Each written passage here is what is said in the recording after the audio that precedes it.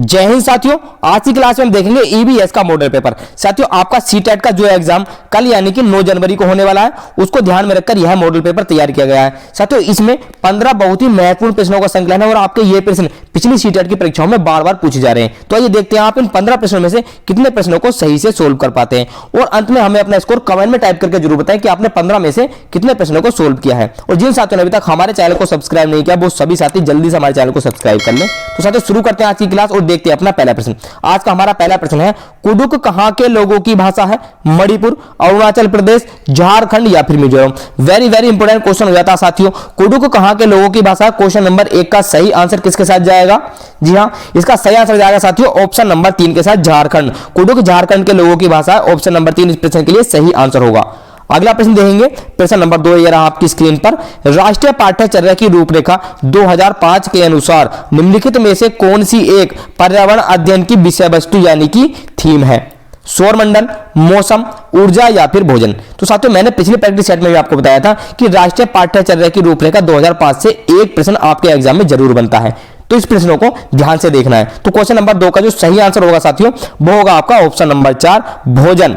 अगला प्रश्न देखेंगे, जब कोई व्यक्ति ट्रेन द्वारा अहमदाबाद से केरल की यात्रा करता है तब वह अनेक सुरंगों को पार करता है। ये सुरंगें किन पर्वतों में हैं? साथियों, इस तरीके से भी क्वेश्चन आपके एग्जाम में बनते हैं। अरावली, पश्चिमी घाट, पूर्वी घाट या फिर विंध्याचल। तो साथियों, अहमदाबाद गुजरात राज्य में स्थित है। अगर हम भारत का नक्शा देखें तो यहां से इस तरीके से जो नक्शा आता है, ये यहां पर साथियों आपका गुजरात हो गया और यहां पर नीचे हो गया केरल। अगर वह अहमदाबाद से इधर को आएगा तो यहां से होकर जाएगा, तो यहां कौन सा पर्वत पड़ता है साथियों? पश्चिमी घाट पड़ता है। यहां पर पश्चिमी घाट में ये सुरंगें होंगी। तो ऑप्शन नंबर 2 इस प्रश्न के लिए बिल्कुल सही आंसर हो जाएगा, पश्चिमी घाट। अगला प्रश्न देखेंगे, पृथ्वी गोल है, वास्तव में पृथ्वी पर ऊपर नीचे कुछ नहीं होता, केवल सापेक्ष होता है। हम भारत के लोग किन के सापेक्ष उल्टे हो सकते हैं? लीबिया के, अल्जीरिया के, अर्जेंटीना के या फिर अलास्का जो कि आपका यूएसए में स्थित है, इसके। तो समझते हैं इस क्वेश्चन को। इसमें कहा गया कि पृथ्वी गोल है। अगर हम मान लो यहां पर इस पृथ्वी पर यहां पर स्थित है, तो हम किसके सापेक्ष उल्टे होंगे, यानी कि यहां पर कौन सा देश स्थित होगा, ये हमें बताना है। तो क्वेश्चन नंबर 4 का सही आंसर होगा अलास्का, यूएसए के। ऑप्शन नंबर 4 इस प्रश्न के लिए बिल्कुल सही आंसर होगा। अगला प्रश्न देखेंगे, प्रश्न नंबर 5 ये रहा आपकी स्क्रीन पर। मच्छरों के प्रजनन की रोकथाम के लिए ठहरे पानी पर तेल डालने की सलाह दी जाती है। ऐसा इसलिए है क्योंकि मच्छरों को तेल द्वारा विकर्षित किया जाता है, यानी कि मच्छर तेल से भाग जाते हैं, मच्छर तेल द्वारा मर जाते हैं, मच्छर तेल की परत में फंस जाते हैं, या फिर तेल ऑक्सीजन की आपूर्ति को काट देता है जिससे मच्छरों का प्रजनन थम जाता है। तो क्वेश्चन नंबर 5 का सही आंसर क्या होगा? जी हां, इसका सही आंसर होगा साथियों ऑप्शन नंबर 4 तेल ऑक्सीजन की आपूर्ति को काट देगा जिससे कि मच्छरों का प्रजनन थम जाएगा और मच्छरों की संख्या में कमी हो जाएगी। ऑप्शन नंबर 4 इसके लिए सही आंसर हो जाएगा। अगला प्रश्न देखेंगे, निम्नलिखित में से कौन सा कीट मधुमक्खियों की भांति कॉलोनी या बस्ती में एक साथ नहीं रहता है? चींटी, दीमक, मकड़ी या फिर ततैया, या इसको साथियों बर्रा भी कहते हैं। तो क्वेश्चन नंबर 6 का सही आंसर क्या होगा? जी हां, इसका सही आंसर होगा साथियों ऑप्शन नंबर 3 मकड़ी। मकड़ी झुंड बनाकर नहीं रहती है, अब कॉलोनी में एक नहीं रहती है। तो ऑप्शन नंबर 3 इसके लिए सही आंसर हो जाएगा। अगला प्रश्न देखेंगे, प्रश्न नंबर 7 है, वर्ली एक पारंपरिक कला का प्रकार है। वर्ली नामक स्थान किस राज्य में स्थित है? वेरी वेरी इंपोर्टेंट क्वेश्चन हो जाता है साथियों ये। उड़ीसा में, राजस्थान में, बिहार में या फिर महाराष्ट्र में। तो साथियों, वर्ली जो है महाराष्ट्र की एक पारंपरिक कला है और यह महाराष्ट्र में स्थित है। ऑप्शन नंबर 4 इसके लिए सही आंसर होगा। अगला प्रश्न देखेंगे, तमिलनाडु के निकटवर्ती या समीपवर्ती राज्य कौन कौन से हैं?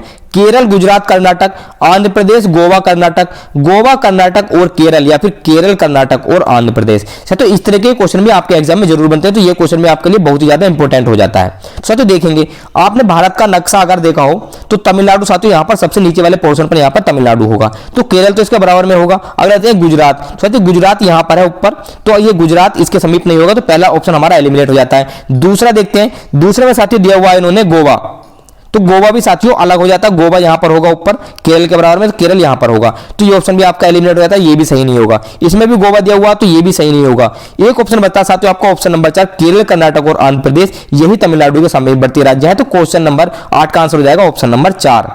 अगला प्रश्न देखेंगे, प्रश्न नंबर 9 ये रहा आपकी स्क्रीन पर। निम्नलिखित में से किसकी सुनने की शक्ति इतनी तीक्ष्ण होती है कि वह वायु से पत्ते के हिलने की ध्वनि और घास पर किसी जानवर के चलने की ध्वनि में अंतर कर सकता है? वेरी वेरी इंपोर्टेंट क्वेश्चन हो जाता है साथियों ये भी। गिद्ध, रेशम का कीड़ा, कुत्ता या फिर बाघ। तो क्वेश्चन नंबर 9 का जो सही आंसर जाएगा साथियों, ये जाएगा आपका ऑप्शन नंबर 4 के साथ। बाघ ऐसा जानवर है जिसकी सुनने की शक्ति बहुत ही ज्यादा तीक्ष्ण होती है। ऑप्शन नंबर 4 इसके लिए सही आंसर होगा। अगला प्रश्न देखेंगे, निम्नलिखित में से जड़ का कौन सा कार्य पौधे के लिए नहीं है?